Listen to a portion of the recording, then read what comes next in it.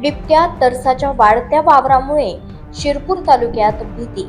दिवसा वीज पुरवठ्याच्या मागणीसाठी शेतकऱ्यांचं आंदोलन. शिरपूर तालुक्यात बिबट्या आणि तरस यांसारख्या हिंस्र वन्य प्राण्यांचा वावर वाढल्यानं शेतकऱ्यांमध्ये भीतीचं वातावरण निर्माण झालंय.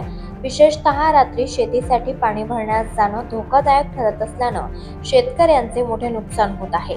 या पार्श्वभूमीवर शेतीसाठी दिवसा वीज पुरवठा देण्यात यावा या मागणीसाठी शेतकऱ्यांनी शिरपूर वीज वितरण कंपनीच्या कार्यालयासमोर आंदोलन केलंय. तालुक्यात सध्या शेतीसाठी वीज पुरवठा काही दिवस दिवसात तर बहुतांश वेळा रात्री केला जातो. मात्र गेल्या काही महिन्यांपासून शिरपूर परिसरात बिबट्या आणि तरस यांचा मुक्त संचार वाढलेला आहे.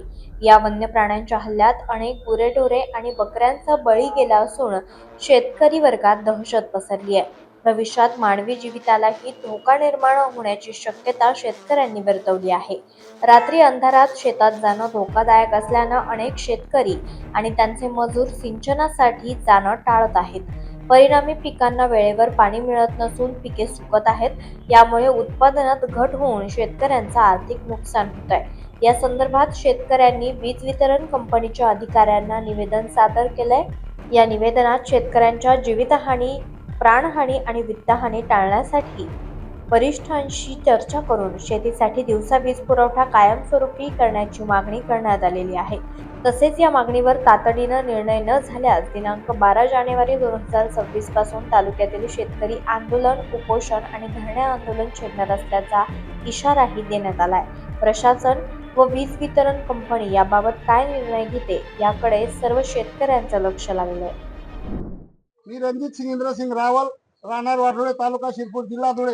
मी शेतकरी संघटनेचा तालुका अध्यक्ष असून आमच्या शेतकऱ्याच्या समस्या घेऊन आम्ही वीज वितरण कंपनीमध्ये आम्हाला दिवसा लाईन मिळण्यासाठी आम्ही त्यांना निवेदन देण्यासाठी आलो आहे. कारण आमच्या एरियामध्ये बिबटे, लांडगे, कोल्हे यांचा खूप प्रादुर्भाव वाढला आहे आणि बरेच गुरे ढोरे यांचं नुकसान झालेलं आहे. रात्री शेतामध्ये शेतकरी कोणीही पाणी भरायला जात नाही किंवा त्यांचे कामगार सुद्धा जात नाहीत. म्हणून शेतकऱ्याचं खूप मोठं नुकसान होणार आहे आणि होत आहे.